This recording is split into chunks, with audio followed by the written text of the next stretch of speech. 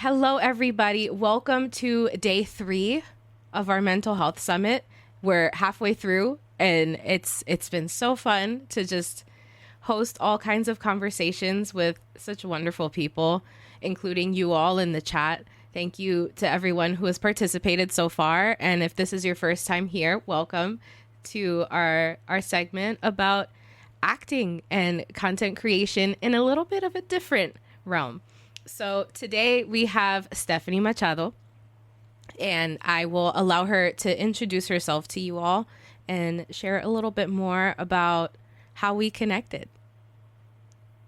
Oh, yes. It's actually very fun how we connected, which Yeah. is Natalie saw me in a show that I was doing that was an all Latin cast, excuse me, pretty much. And yeah, so I came out of that show and then Natalie reached out, talked to me about the summit, talked to me about Discord, which I'd never heard of before, and got me set up and got me in here. So I'm really excited to be speaking to you all today and, have a conversation about acting and art and mental health. But a little bit about me, I am a first generation Brazilian American. So my parents migrated to Miami, where I was born and raised.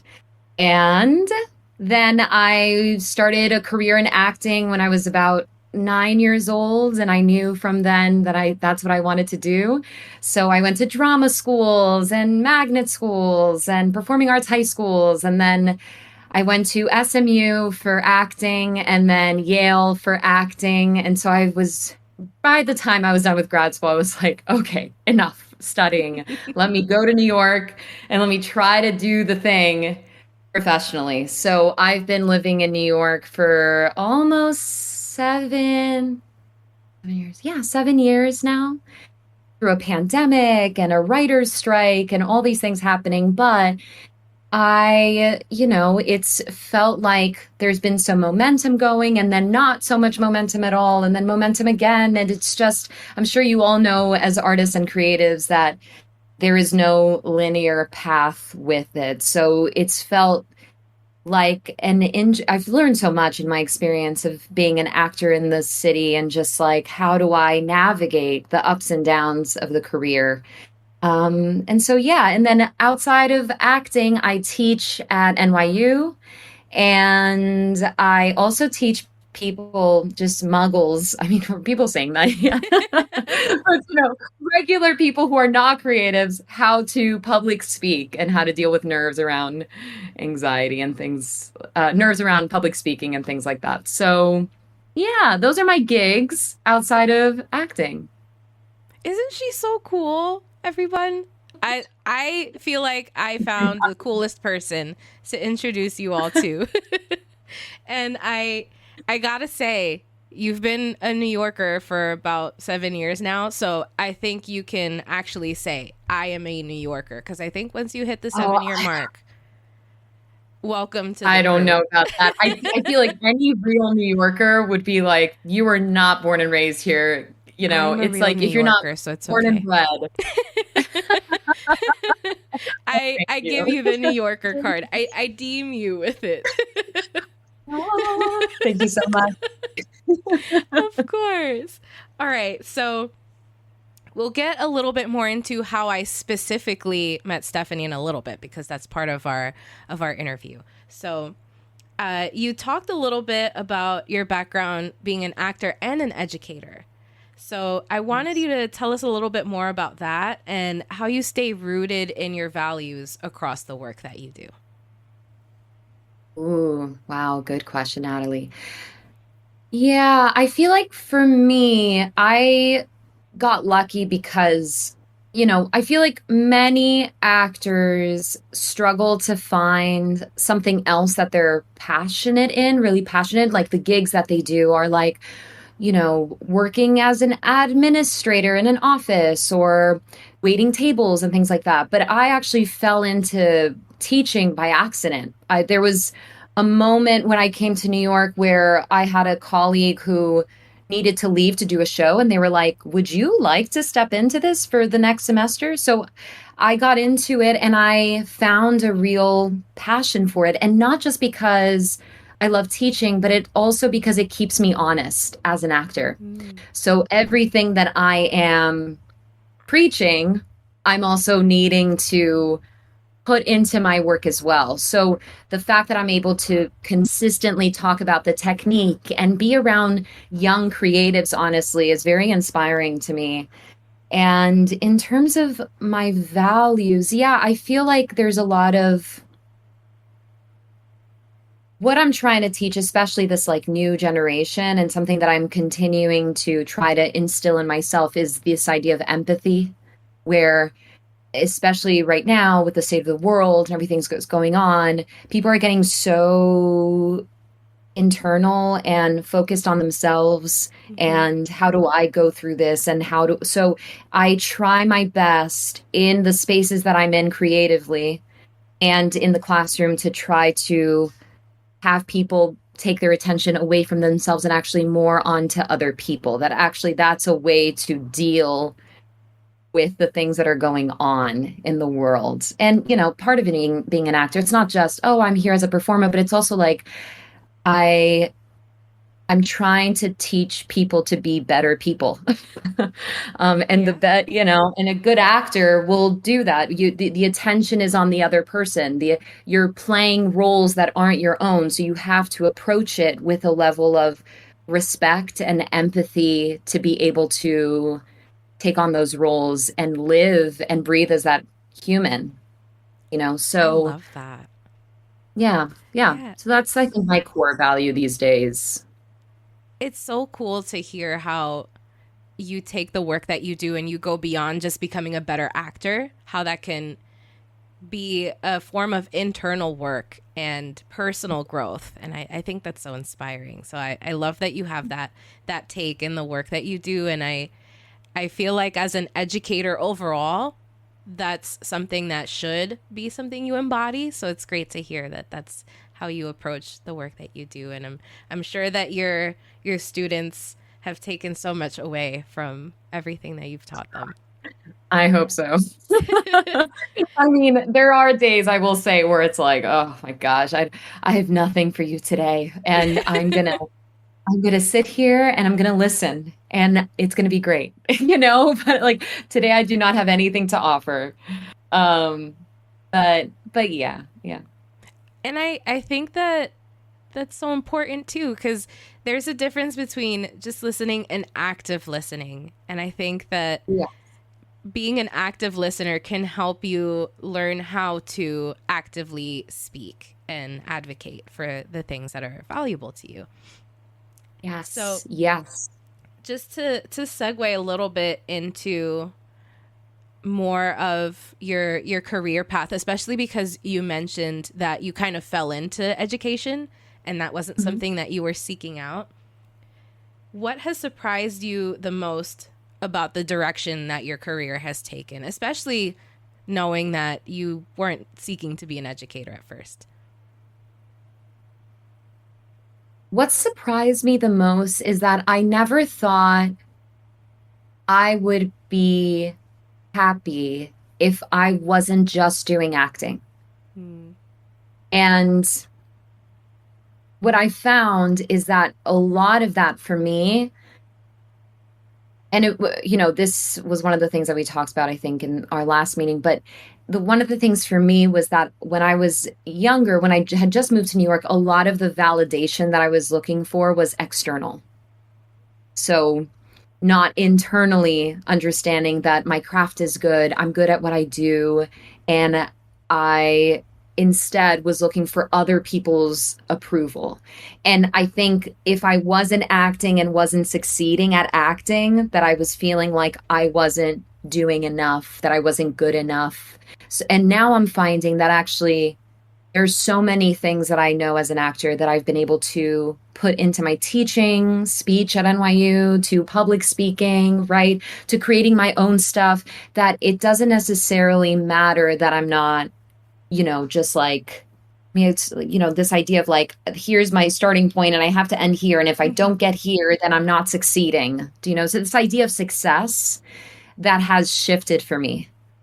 So in terms of the trajectory of my career, that's been the biggest shift is I'm finding the joy in the things I'm doing right now.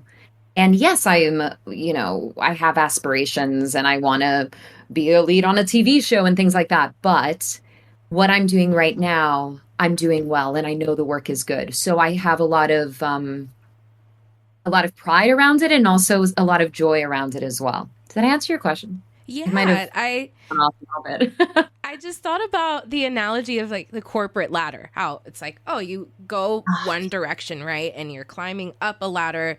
It's not going to Yeah. zigzag. It's not going to turn left or turn right. Yeah, that can be a very linear approach to things that is great for, I would say, a type A mindset that's very practical and just to the book about things. But I Totally. think that the beauty of being in a creative space is that you don't have to do that. That doesn't have to be the approach that you take. And Yeah. that's something that you've embodied now and you're like, I don't need to do things by the book. I'm writing my own book. This is Hmm. my Yeah. story. I choose how I Yeah. write it. Totally, totally. And it's so hard. I mean, I don't know how many people deal with this in the room right now, but it's like you see other people who are this corporate ladder thing. They're just like, boom, and then I get a promotion, and then this happens, and I have a senior position, all these things.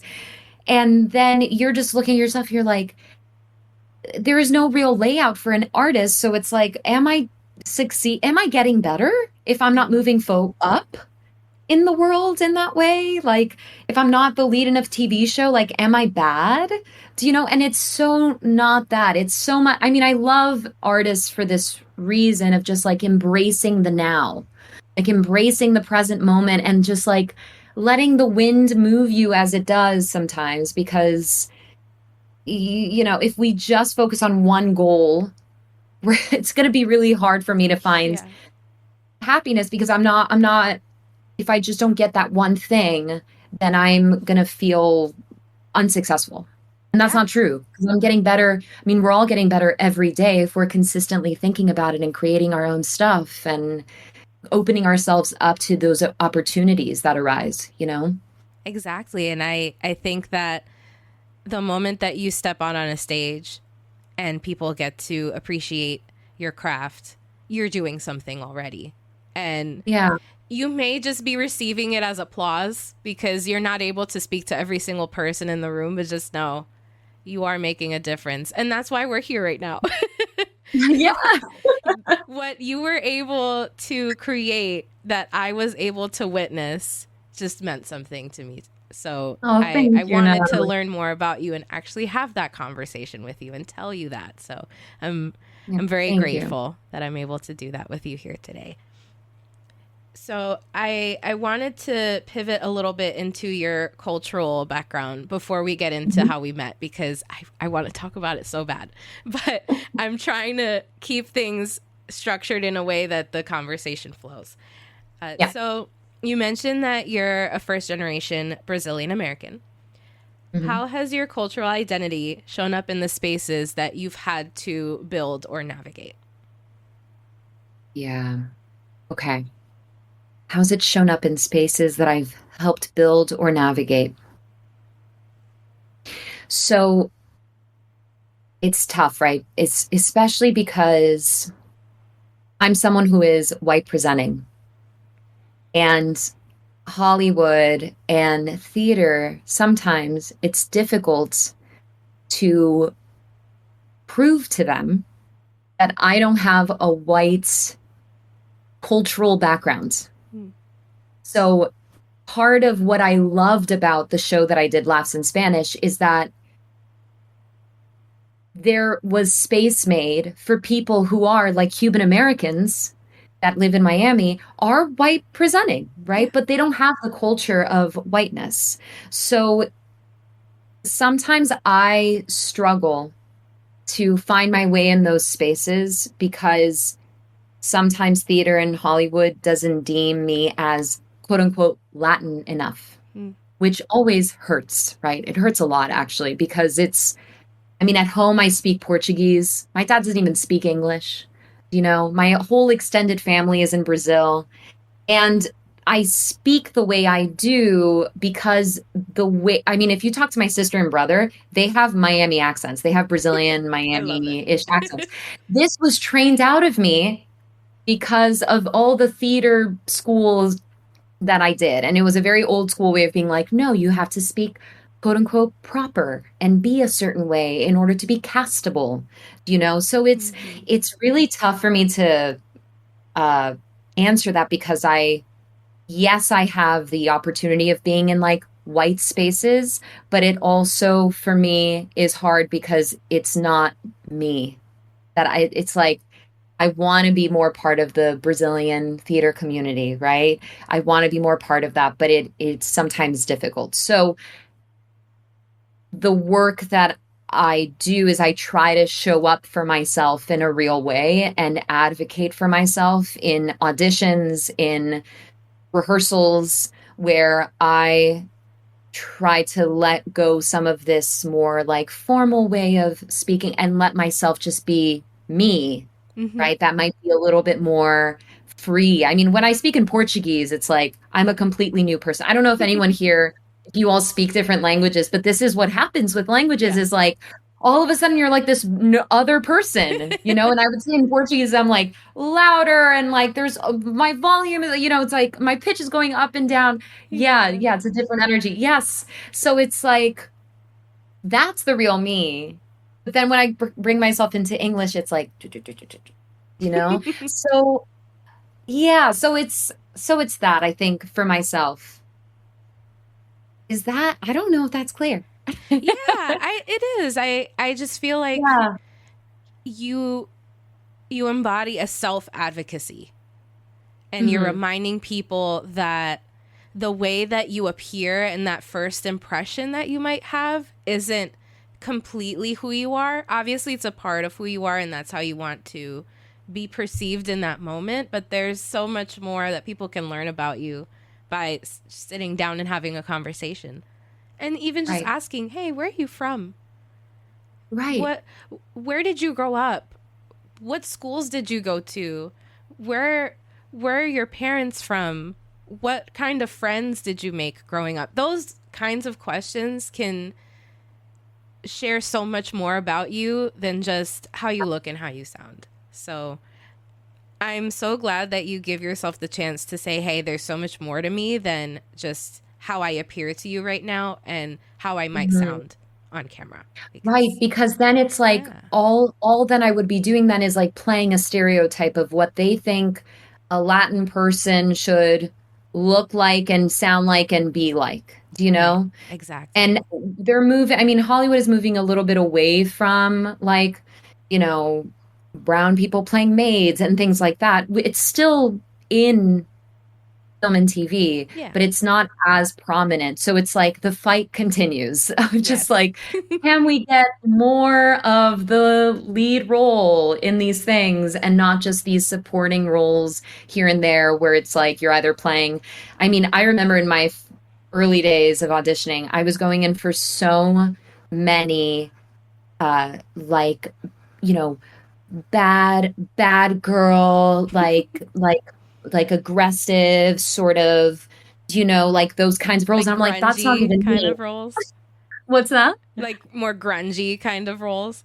Yeah, like the like Latina, like aggressive cop, which we've Ah, all yep. seen. Yep. We've all seen on TV, but it's not something that I can play really well. Like I don't come off as an aggressive person. So so I'm just like, why are they bringing me in for this? Oh, it's because they see Machado and they're like, let's bring her in. I'm sure Like, she can oh, do it. she's Latina. Like she'll kill it. And it's like Uh, maybe, but maybe not. maybe not. it's Yeah.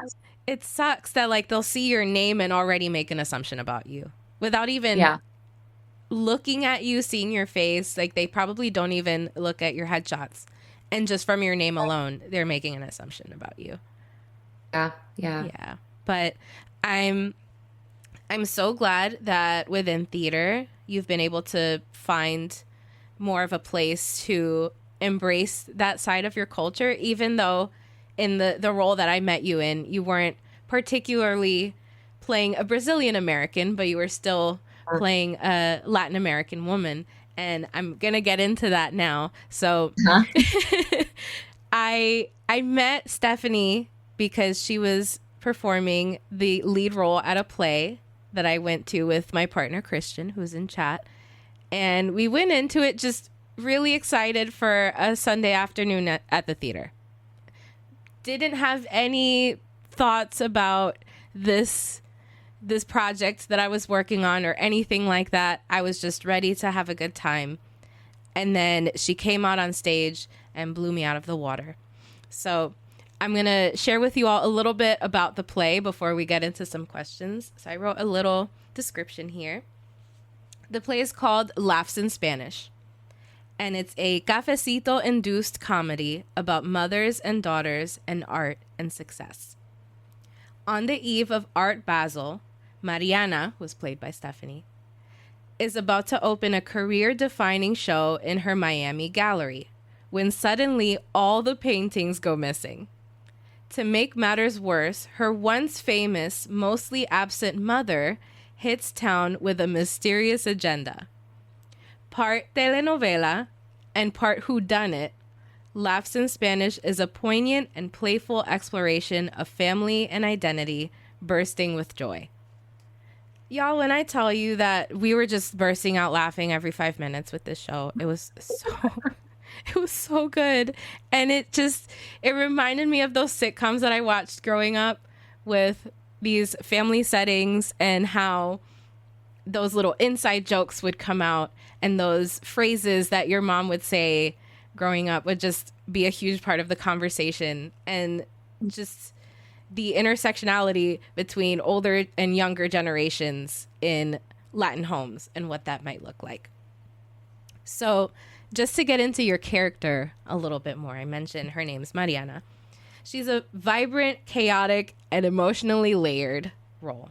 She's an entrepreneur. She grew up in the arts.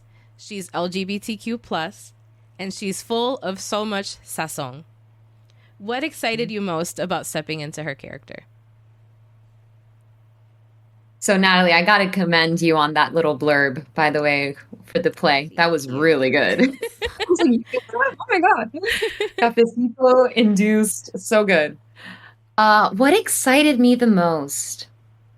This is linked to what I was talking about earlier, where it was like, it gave me permission to be my full, authentic Miami self. I was born and raised in Miami. And the way that the language in the play is, the relationship is particularly between the daughter and the mom, reminded me so much of my relationship with my mom. And any mother-daughter relationship is going to have some baggage, right? Yeah. So, but this one in particular, and the way that Alexis Scheer, who wrote Laughs in Spanish, wrote the relationship was just so profound to me. And although it was a comedy, there were some, comedy comes out of the characters taking the moment seriously, right? So we're able to laugh at, the fact that things are going wrong on stage and the characters know it. But Yeah.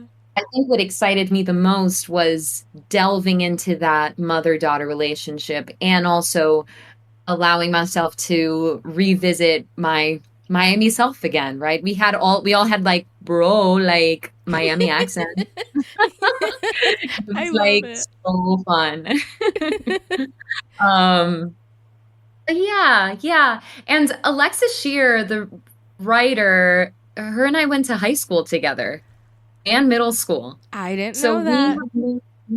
we've known learning each other more. for a very long time. Like at our earlier stages when we were musical theater nerds, like, roaming the halls, belting Wicked out loud, and I think that she did such a tremendous job in capturing not just Miami at its highest, right? At its most vibrant, but also the intricacies of these relationships and also understanding this idea of being an artist And also, I mean, it's a theme that came up in the play, not necessarily for my character, but being an artist, and also how do you be an artist and also a mom, right? So like the connection of that, and Yes. do you have to let go of your career in order to start a family? And it's, for some reason, is the only the question that comes up only with women or female identifying peoples, right? Where it's like, well, you're going to have to let go of something in order to really pursue this other thing. But why Hmm. can't both exist at the same time? So that was a big thing that came up in the play, but I think Alexis did such a beautiful job in writing about that. And she's not even a mom. So I don't know what she tapped into to be able to do that, but it was really cool. Yeah. I'm sure that she's had some incredible mentors to talk through that with, because yeah, I completely agree. I feel like that's such a pivotal point in your life as an adult, when you either decide to start a family or you've started one and you start Mhm. to lose yourself in that, and what that might look like going forward for both you and your family. And just for Yeah. context for everyone listening, Mariana's mom is a famous actress. So she was on, like you were saying earlier, these lead roles, playing the lead woman, and she walks in a room and everyone stares and everyone wants her picture and everyone wants her autograph. And that was her life, and she continued to embody that even after becoming a mom. And that was a huge point of conflict between Mariana's character and her mother. And it it was just something that, like, it tore my heart apart, just seeing how it would bring up such tough feelings for Mariana, and just how she just wasn't able to understand that initially and where she was coming from. But over time throughout the play, the character development was just chef's kiss. Beautiful. Loved it. And also, Yeah. a little side note that I wanted to mention, there were, I think, 2 points in the play that you were holding a really long note screaming. Yes. Blown away, because I'm a vocalist myself and I know how hard it is to like do that breath work. You killed it. Thank you, It's like, Natalie. damn, she's still going. She's still You know, going. I gotta tell you that there was a another actor who started to time me off stage. Oh, So really? he would be backstage with her phone timing. So there's a moment in the play. It ended up being my favorite moment of the play. I open a drawer because my mom is like driving me Yeah, crazy, driving me crazy, driving me crazy. And I have nowhere else to go. And I just open a drawer and I would scream into this I loved drawer. it. And my longest scream, 28 seconds. 28. I never got past 28, but that was, and I remember Oh, that night being man. like, wow, yes. And But I can only imagine how your vocal cords were crying after that. More power yeah, a to lot of you. I warming had to up, bring that cooling up. I down. wanted to bring it up during our first meeting when I was talking to you about the event, but I was like, Uh-huh, no, I'll wait until the segment, uh-huh. because I had to mention it. It's a little fun fact about Stephanie that I thought I would share with you. um, so just to get back into the play and the conversation that we were having about these different emotional themes that come into it. So this play offers space for comedy and grief to coexist, which isn't necessarily something that you see in comedies. It's either one or the other, or maybe you'll have a minute of that grief and then you get back into the comedy. But I feel like they flow really well throughout the entire show. So, what did you learn about yourself as a performer while navigating that emotional range? Hmm. And I think this goes beyond just this play and more just along the lines of like how to take care of yourself emotionally as an actor as you're going through all of those things, right? So I feel like part of it is I always try to make sure that I'm pulling from some of my lived experiences, but not so much that it's then becomes a play about me processing real life Mm-hmm. things. So remember, I was like earlier, I said, it reminds me a lot of my relationship with my mom, right? So I might do some of that, but if I do that for the entirety of the play, then I start to get to a place where it's not the character anymore. It's just me, Stephanie, dealing with stuff on stage, you know? Yeah. So this is where I think actors sometimes when they let the craft start to actually affect them in a real way that's based on trauma or past experiences, right? That's when it starts to get in my head dangerous because then you're not able to do the play anymore. Mm. You're then just processing the stuff, the gunk, right, that you need to be processing on stage. So there's therapy for that. Yes. And then on stage, the going between like the comedic lighter bits to the more dramatic darker bits, it felt like as long as I was embracing the real as long as I'm embracing the reality of the circumstances that I was in, that it didn't for the character, it doesn't feel that it's a comedy or a drama, right? For them, it's just their life. Life. And Yeah. you laugh because it's me really experiencing something. But yeah, I think with this role in particular, that it was cool to figure out some comedic bits. Like, do you remember the desk thing? Like the desk like That it kept falling and there was falling. like I'm all like, this, that would yeah, drive me nuts. right. So it's like that was a bit that we crafted in terms of comedy. But me as Mariana, as the character, I think it's the most annoying thing ever, Yeah. right? But you laugh because it's annoying to me, Yeah. not because I also think it's funny. So yeah, I think what it allowed me to really explore, honestly, this show is like, how do I craft the comedic bit for the lighter moments, but then forget that I crafted it so that I can then live it in real time, you know? That's really cool Um, to think about, and it reminds me of, for example, in our space when we do charity streams, for example, huh? and it's like, hey, if we raise $1,000, my mom's gonna come in my streaming room and pie me in the face. And then My God. obviously, like for the streamer, it's like, oh, not then I gotta go clean up my face with all this pie Uh-huh. all over my hair and my eyelashes and everything. But for the audience, it's funny. So they get Yeah, that right, appreciation from that, and it incentivizes them to donate to the fundraiser. right, So right. I can see how there's a parallel there. And I hope that for those of you who are listening who might be considering doing something like a charity stream or some kind of incentivized event, you are able to see it in that light as well. Because, yeah, it might be something that's inconvenient in the moment, Uh-huh. but you might look back at it later and find the joy in it and say, okay, I guess it's funny.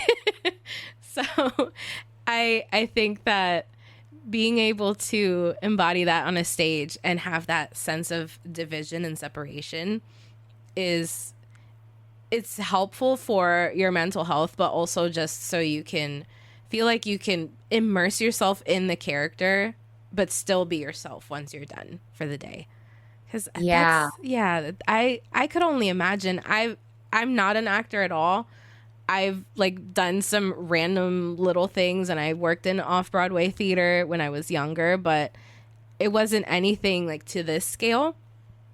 I could only imagine having to feel like, okay, I'm going to turn off myself and turn on this whole other persona, but Hmm. there are things that I'm experiencing as I am this persona that resonate with me as a person. But let me not go too far into those feelings. Um, and it makes me wonder, this question wasn't quite on my list, but I wanted to talk a little bit more about how you mentioned that there's therapy and then there's theater. Hmm. I've found that a lot of actors will say that acting for them is therapeutic in that way. So, Right. what is some advice that you would have for someone who is trying to find that balance and trying to make sure they're not going too far into the therapeutic side of it all, but also staying authentic to themselves? Yeah, I think number one, go to therapy. Of course. And then, and then, and then if you don't have the means of going to therapy, right, then it's understanding that acting is a job, that you are there to do a job, which is to tell the story. You are not there to process things that have happened to you or why you are the way you are, right? Or, you know, uh, I mean, there's so many things, right? So Yeah. I think that allowing yourself to bring all of yourself to a role is really important. But when we start to tell ourselves the story of this is actually a problem I have and I need to process this right now, that's maybe not super useful. Like I guess the example I have here is I worked with someone in school where they were constantly making it about their personal problems, right? Their issues. Hmm. We've all got them, but everything about the character that they were playing, everything that they were doing was about them. So much so that he wasn't able to finish doing the show. Oof. And because you're having to relive this traumatic event over and over and over and over, right? That if you don't have a healthy relationship with that in your personal life, you're not going to be able to have a healthy relationship with it on stage. So he had a hard time separating the two, which then didn't allow him to do the job. So Ah. a way to think about it is, yes, I am this person on the stage embodying this experience. But I always like to think of it as, and it goes back to empathy, actually. It's like I'm doing the job of representing this other person that I'm playing right now. That is Hmm. not, yes, there's elements of me in it, but it's mostly their story. And so I'm going to give my emotional being to that. I'm going to give my perspective on it. I'm going to give my point of view on it. But I'm also going to remember that that's not me, Stephanie, that I can go off stage and be like, okay, I'm done. Yeah. You know? Yeah. So, so yeah, understanding that there's a separation there. Yeah, I feel like we can all relate to that when we click go live and we're streaming for 2, 3 hours, and then you click stop streaming. You're like, okay, now I can turn off my camera. I can Uh-huh. take a stretch, and now it's just me. And I personally, when I have that experience, I'll just sit here for a couple of minutes and just be like, okay, it's done now. How do I feel about the experience that I had, and how do I feel about how that stream went? What can I take away from it Mm, that will bring me some kind of positivity? And what could have gone better that I can improve on next time, but not beat myself up about it? So, yeah, yeah, I can see a lot of parallels there too. yeah. So, I wanted to talk about mental health and the arts in particular a little bit more, since we've kind of been touching on it, but I I feel like we were more so focused on your perception of it while you're on stage, but let's talk a little bit about when you're off stage. So, you express yourself with tenderness and a lot of intentionality in your work. So, how do you care for your own mental health while holding space for others in your practice? Mm.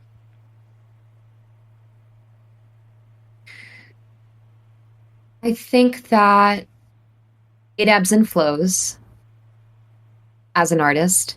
And the thing I was saying earlier about like the career doing this, it's really hard to find groundedness in that. and feel like you are actually achieving things and hitting milestones and things like that. But I think that I've tried my best. I mean, this came from a acting teacher in school where he told us go into any room that you're auditioning and tell yourself, I have nothing to prove. I have everything to give. I have nothing to prove. I have everything to give.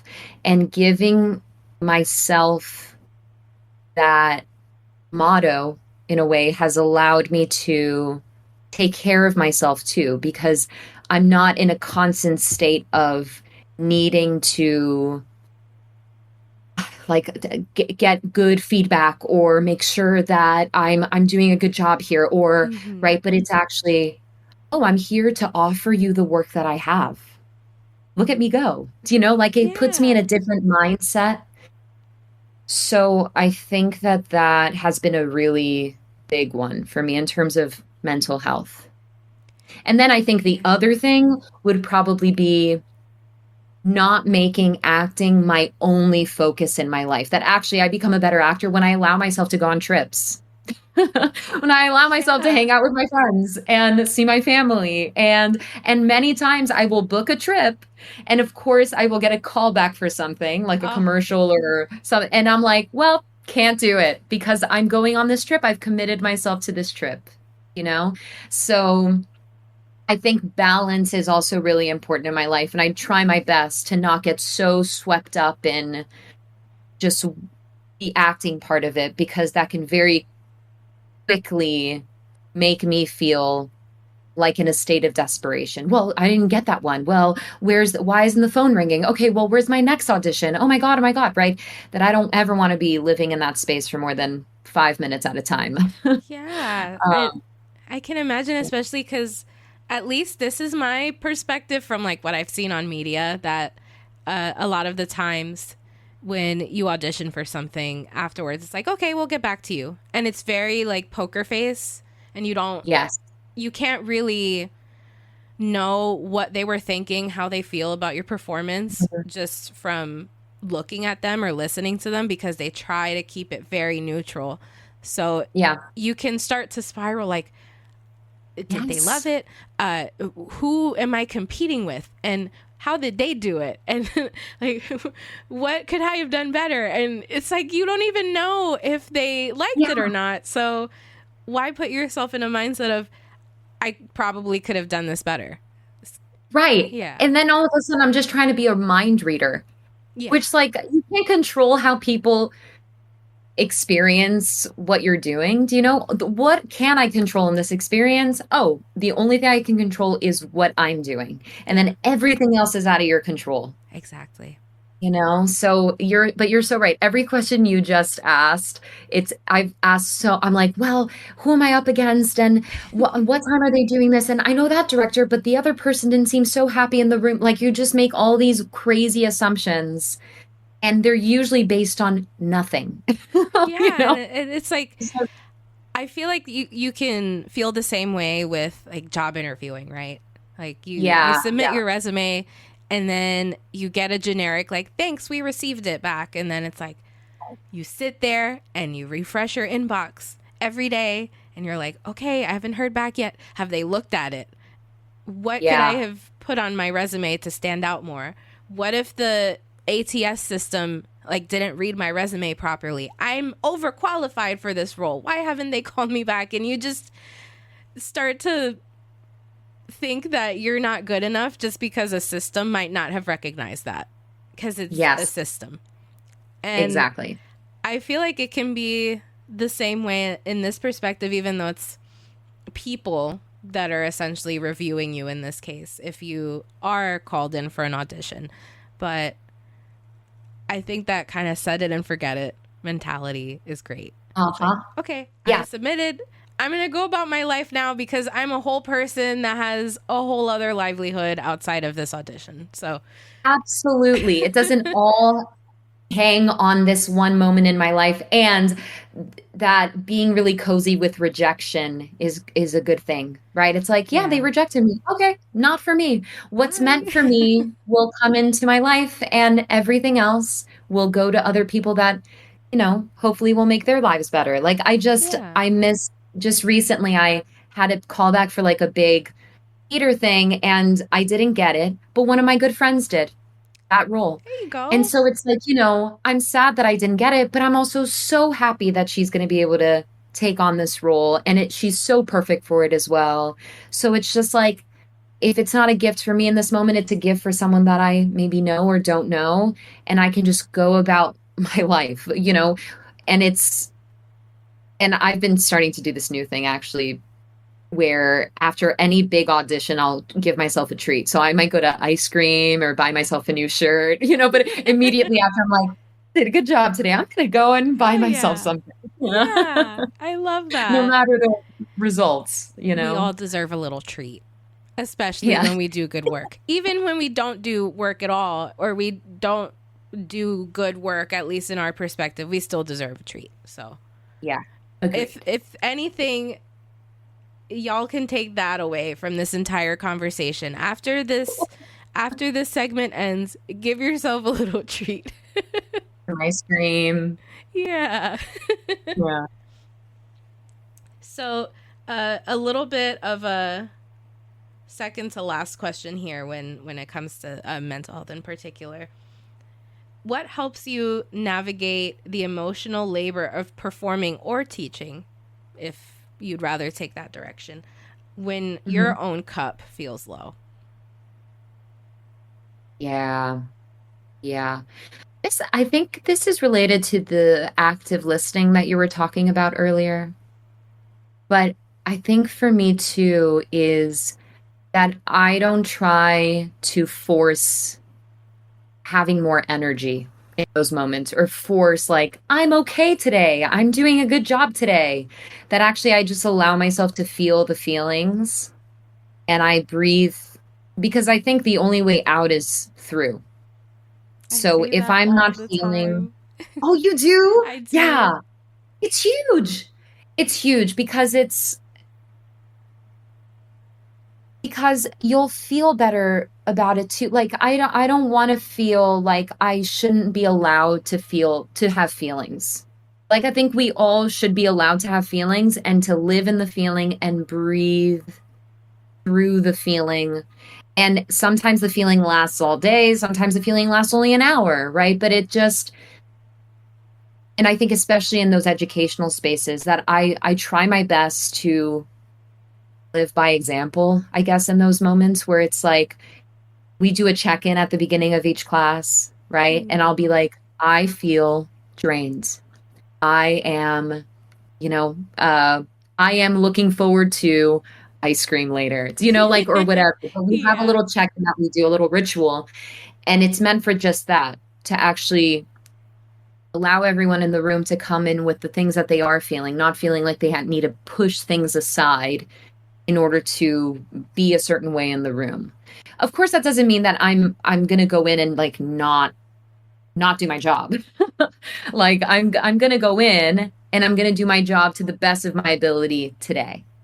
And today I might not be an amazing teacher, but I might be more of an active listener as a teacher today. I might need more of your input today. I might need more on your end of things. And I think I do the same thing in acting as well, where there might be some rehearsals where I go in and I did not sleep well, I didn't prepare enough sometimes. I mean, it happens, right? There's other things happening outside of rehearsal or I had a neck thing. I remember in last in Spanish, my neck, I was sleeping wrong on my Oh, neck and I could not turn my head for like 5 days, So that so is not something irritating. I know, but it was putting me in an awful mood, I remember, and just making me feel like crap because I wasn't the perfect actor that day. And I was like, Stephanie, can you give yourself some grace? Like, your neck is messed up.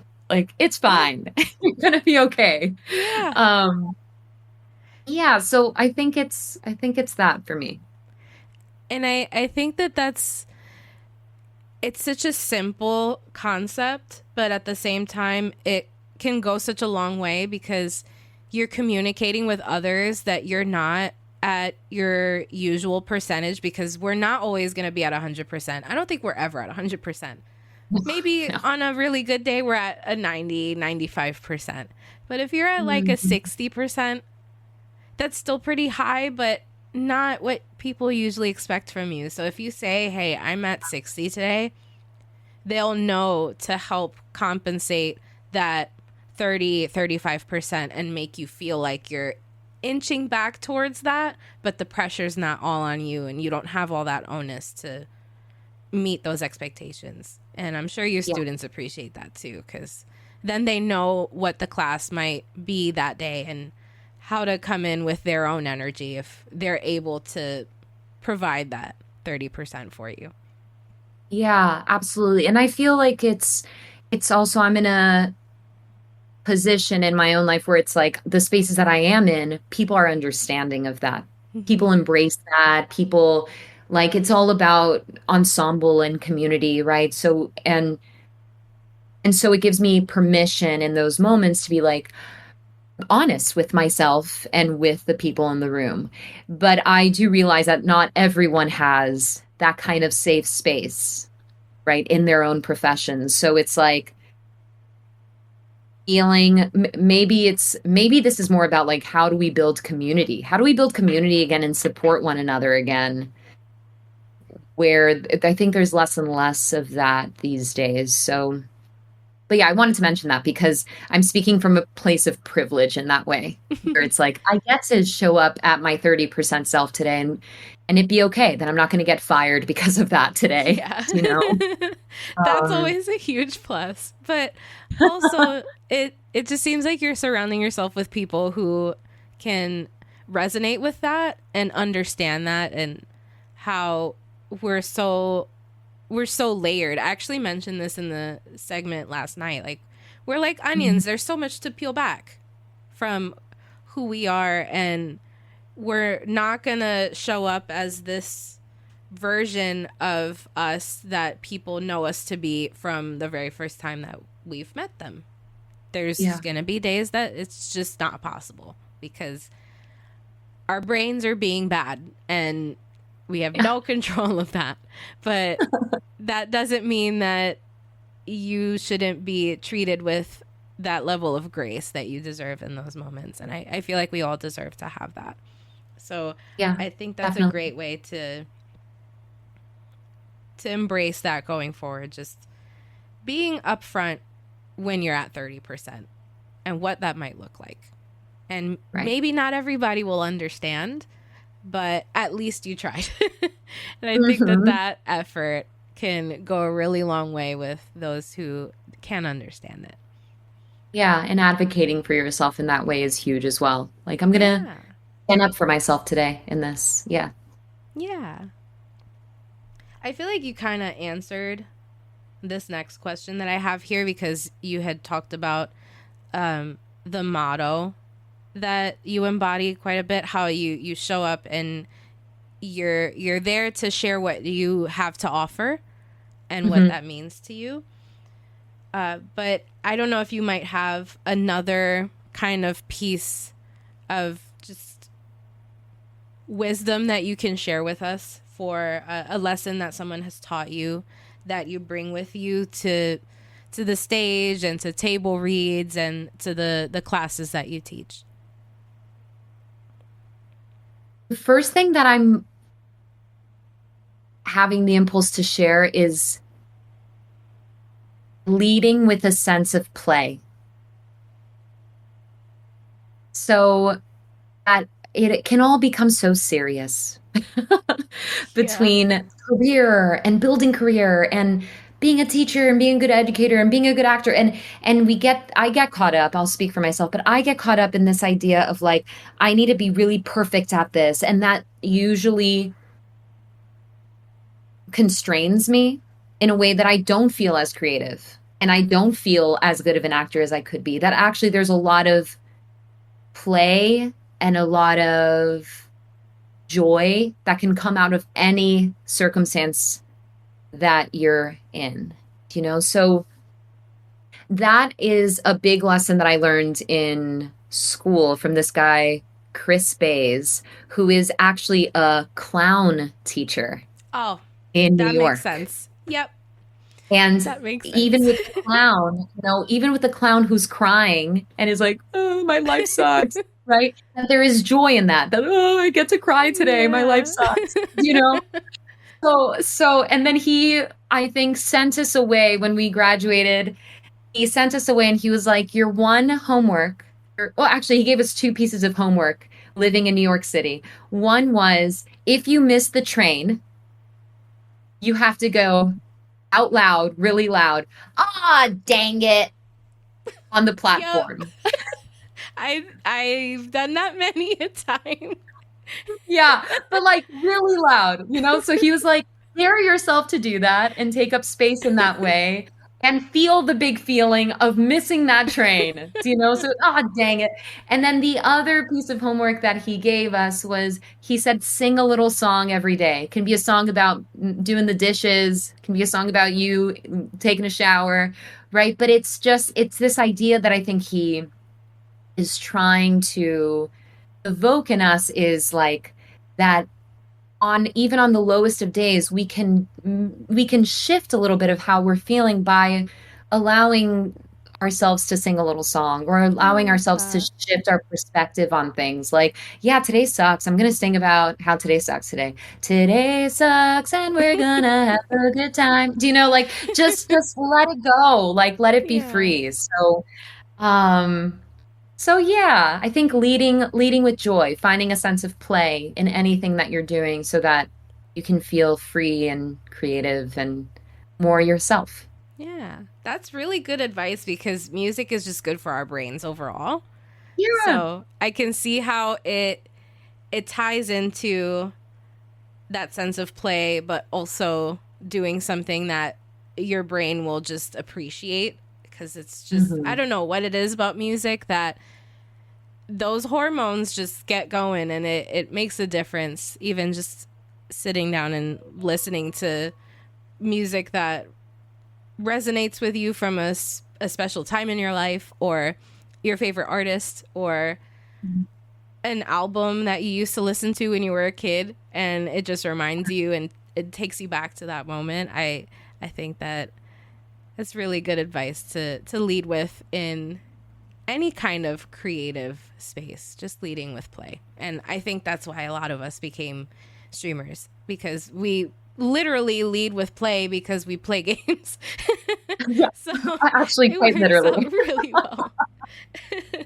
we're we're running out of time here, but I wanted to lead with one last question here for you. And then also give you a moment to share where people can find you because it looks like people want Oh, to yeah. take your class in the Oh gosh. chat. So, if you could send a message to your younger self based on what you know about yourself and the world now, what would you want to hear? Oh, don't wait for the opportunity to come. Make the opportunity for yourself. Ooh, yeah. Yeah. Like don't wait for things to happen to you. Like create the stuff you want to create right now. Like don't waste time waiting for the phone to ring. And I think that's very particular to me too, about that thing about external validation and all those things. But I mean, right now I'm working on a a sketch comedy play, basically, with my boyfriend who is a Ooh. UCB writer. I don't know if you know Upright Citizens Brigade in New York, but he is a writer. And I was like, if you're a writer and I'm an actor, let's get together and create something. And he's so good at sketch comedy, and so we're putting a play together. And I'm like, why have we waited this long? We've been together 4 years. Like we should have been doing this 4 years ago. So it's that kind of stuff that's giving me so much juice these days, where it's like, oh, I can just take this into my own hands and produce a short film and create a play and take a class, like that I can be doing these things instead of kind of just waiting around seeing when the next play is going to happen to me. Because yeah, it takes it takes up a lot of mental space if that's all the only thing that I'm thinking about is I'm just waiting around for someone else to make it happen for me. But yeah, I think it's take the opportunity. Take the opportunity to do the things you want to do now. Don't be waiting. It reminds me of what I said earlier about how this is your story and you get to write it. And you're Yeah. literally doing that. You're taking a story that resonates with you and creating something really cool out of it. And I want to hear all about it as you move along. So I'm going to keep an eye out. And on that note, you all should too. So, where can people find you if they would like to continue exploring this journey with you? Yeah, I have a website. It's just my first and last name dot me. Should I put it on the chat? Yeah, go for Is that it. what I should do? But I don't really teach classes outside of NYU. So whoever said, I don't know who said that. Who was it who said, oh, Christian. Yeah, just yeah. I, yeah, it's like I don't teach class outside of NYU. I mean, I could, but I also have tons of recommendations for clown class and acting classes, if things in improv classes, if that's what people are looking for creative spaces like that. But yeah, you can check me out on that website. Feel free to contact me. We can continue the conversation. And it's been so lovely to do this. Thank you all so much. Thank you, Natalie, for bringing me on board. This is so cool. What a cool engagement to have and to talk about mental health in this way. So I really appreciate you all bringing me in. And this has been a great conversation. So thank you. Yeah, thank you for sharing more of your story. I learned so much about you today, and I feel like we were really able to highlight a lot of what I already knew about you to share it with everyone else, and just to share a little bit more of a bonus here. I did mention that I was recording this session, which we're still doing right now, so I'm going to wrap that up in a second, but I'm going to create some written content out of these interviews. So I'm going to pull quotes from our conversation that resonate with me and that might resonate with the creator community and share it in a much broader way and share a little bit more about what I might have taken away from it and would like to share with others. So I'm very excited to do that. I feel like more people should hear your story, and I don't know where this might go once it's out in the world, but I can't wait to see.